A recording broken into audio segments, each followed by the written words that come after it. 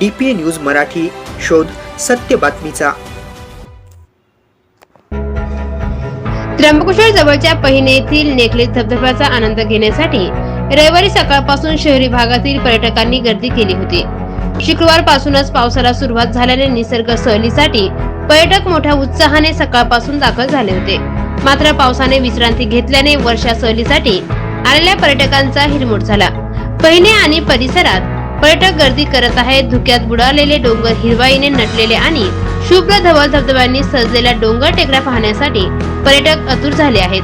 पावसात भिजण्यासाठी आतुर झालेल्या पर्यटकांची पहिल्याच रविवारी निराशा झाली। येथे भाजलेले मक्याचे कणीस आणि मॅगीची दुकाने लागली आहेत। वाढत्या महागाईचा फटका या व्यावसायिकांना देखील जाणवत आहे।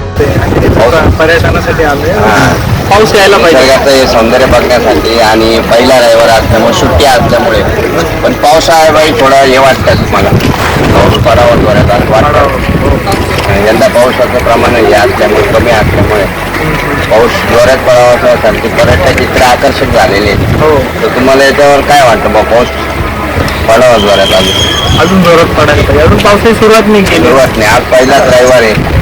पहिलाच रविवार। पर्यटक या निसर्ग सौंदर्याचा आकर्षित होतं आणि बघण्यासाठी आपलं मन शांत करतं। आपण या पर्यटन स्थळावर येतो।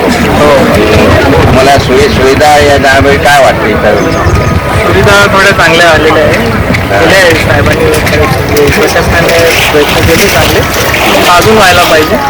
थोडी सेफ्टी वगैरे त्या गोष्टीचा विचार करायला पाहिजे। DPA न्यूज साठी प्रतिनिधी सतीश देशपुत्रे, त्र्यंबकेश्वर।